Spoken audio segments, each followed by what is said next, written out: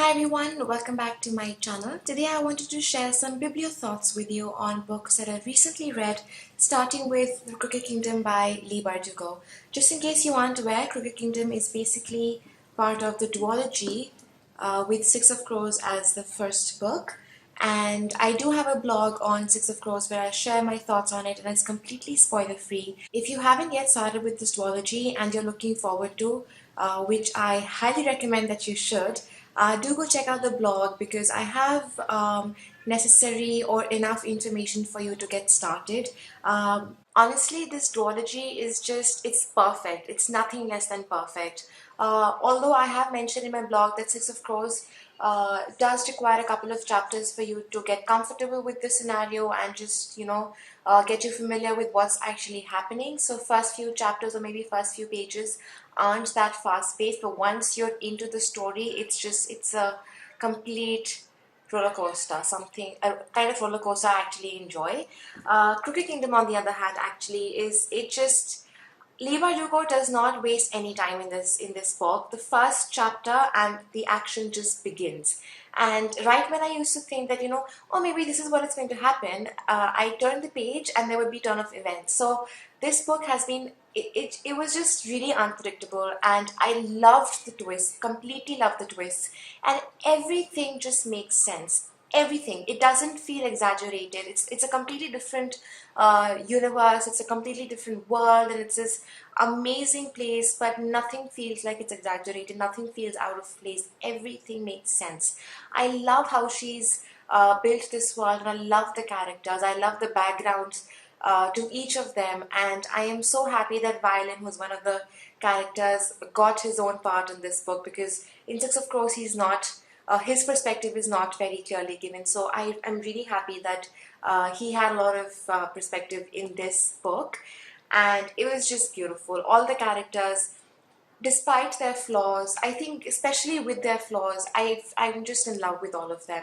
I did not want to finish this book too soon. I finished it a couple of days back now, and in fact, since then I've been trying to sort of either come up with a blog or a video where I share the experience or the emotion that I was feeling because they were so fresh. But honestly, I just could not come up with words to describe it. It's amazing. You've got to pick this up. And even if you're thinking that you're not a fantasy reading person, you're not very familiar with the genre, don't worry. I myself am a newbie in fantasy. The only two series I've ever read and ever loved had been Lord of the Rings and Harry Potter, and I've never even explored. But somehow, this book just kept attracting me, and I knew that I had to read this, and I'm so glad that I did.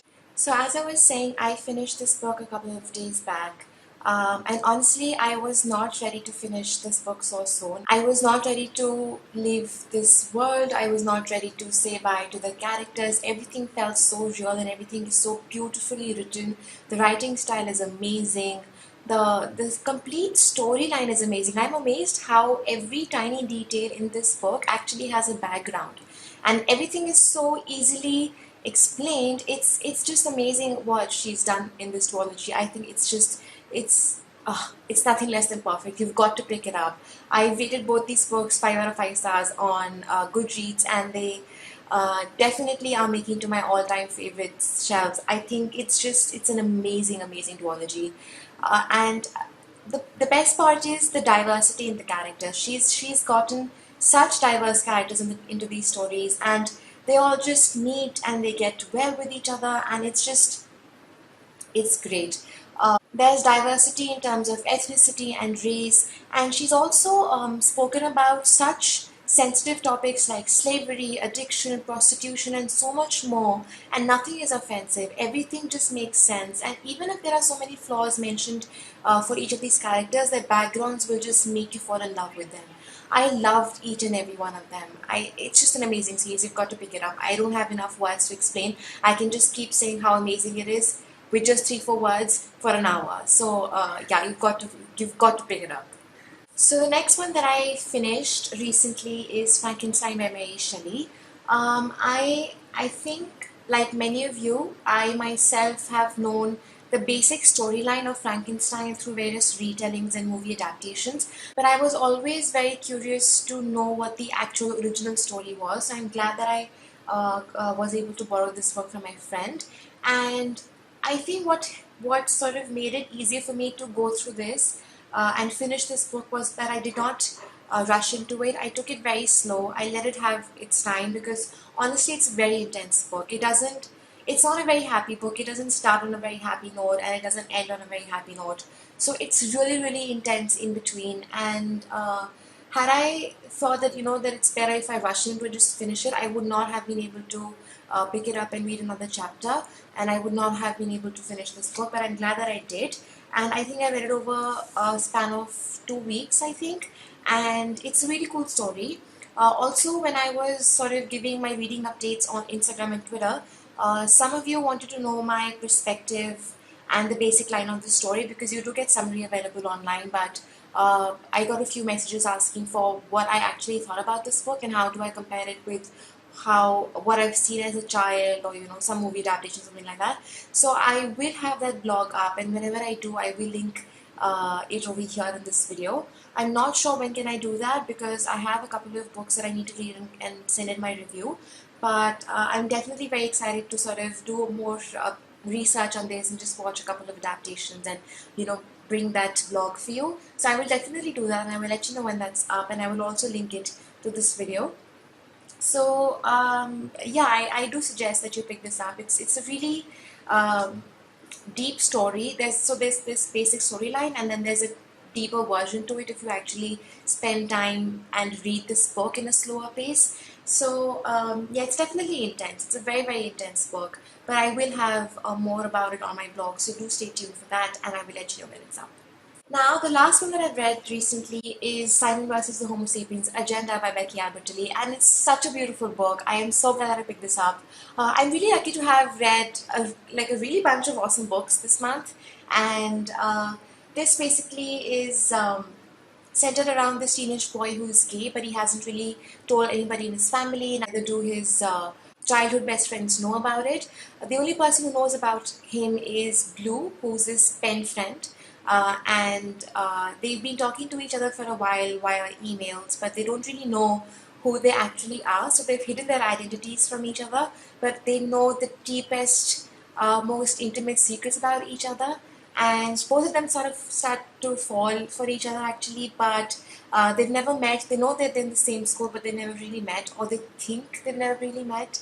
And it's a beautiful story. I'm so happy to pick this book, and I can't wait to read more books based on the LGBTQ plus community. And it's very beautifully written. I love how straightforward and normal the story seems, because I believe that's how it should be. Homosexuality is as normal as any heterosexual relationship. So I'm really glad about the writing style, and I'm also very happy that the author decided to put some really strong characters apart from Simon and Blue, who I actually really love.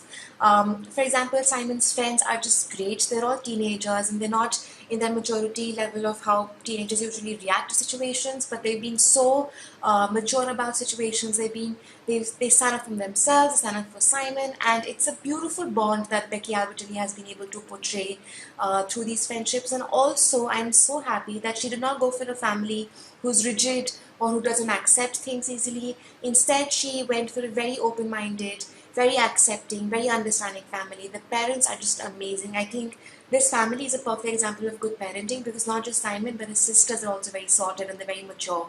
And I just love how they can just sort of talk to each other about things, and they just know that they're not going to be shunned or they're not going to be punished for who they really are. So I think it's a beautifully written book. It's a very simple book. You can actually just flow through the book. You can finish it in a couple of hours. And I have a lot of pages marked over here with my favorite quotes or conversations or situations, something like that. I highly recommend that you pick this book up. And I'm so glad that a lot of young readers are going to be introduced to so many situations and so many different people. And it's just beautiful how these authors are coming up with such stories. And I can't wait to read more in this community and this concept. I actually really love this book. So these were the 3 books that I finished recently, and now what I'm actually reading is Aristotle and Dante Discover the Secrets of the Universe by Benjamin Ollier-Sands, and I'm not really into the story yet. I'm only a couple of pages in, but so far the writing style is really good.